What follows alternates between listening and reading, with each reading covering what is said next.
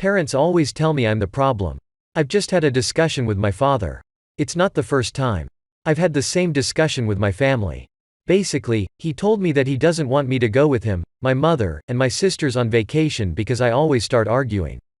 I rarely start complaining about something to them. Most of the time, they start complaining about me, and then I just argue and we continue until one of us stops. My parents always tell me they cannot tell me anything because of this.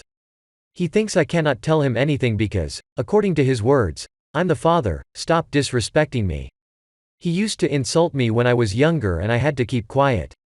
Now I also insult him because he's the one who started doing it. I don't like insulting him, but he believes he can insult me only because he's the parent. Many times he's told me, if you keep disrespecting me, I'm going to break your head with the first thing I find. I'm not the perfect son in the world, but I'm tired of this.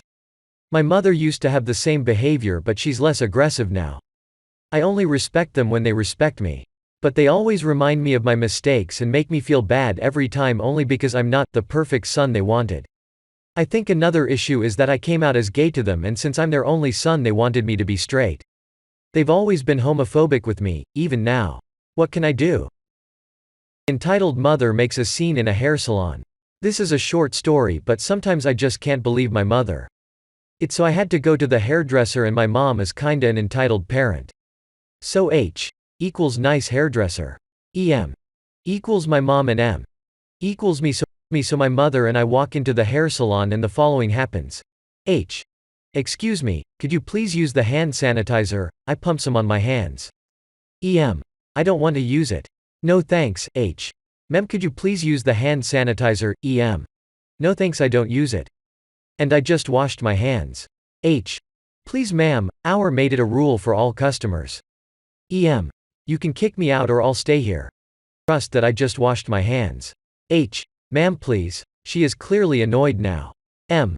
Mom, please just go. EM. Kick me out then. This goes back and forth a bit and I'm almost begging my mother to leave. EM. Fine, but I'm not leaving until my child gets seated. M. Again. Please just go, I am fine. I finally get seated but my mother still doesn't leave. H. Ma'am, I'm gonna have to ask you to leave. Finally, she leaves. I get a haircut and all is fine. Until I get in the car with her. M. Can you just please respect the rules, Mom? Just once? E. M. This is all just a step to no freedom.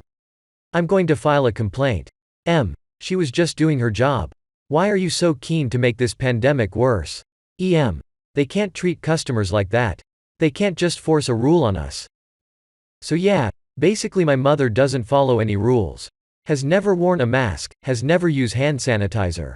Thinks the government wants to take over and doesn't believe Corona will ever go away, and she thinks Corona was made by the government.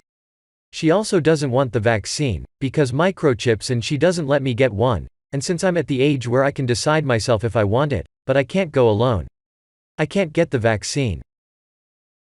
Would-be stepmom sells all my dad's, brother, and my stuff and then moves to Saskatchewan. I don't really know if this counts as an entitled parent, but I want to tell my story. My half-sister, Shelby, was born in 2010 and her mom was never really that nice to my brother and me, but at the time I was 8 and couldn't tell. She would get mad at us if when we put our Shelby back in her bed when she came into ours. Our rooms were right beside each other. The last time we saw Shelby she was 1 year and our dad brought her to visit the family one Sunday. After that weekend we haven't seen her since. Her mom sold all the stuff we had at her house and all my dad's tools and then moved. My dad couldn't find them for a long time until 2018 when one day he found out they were in North Battleford, SK.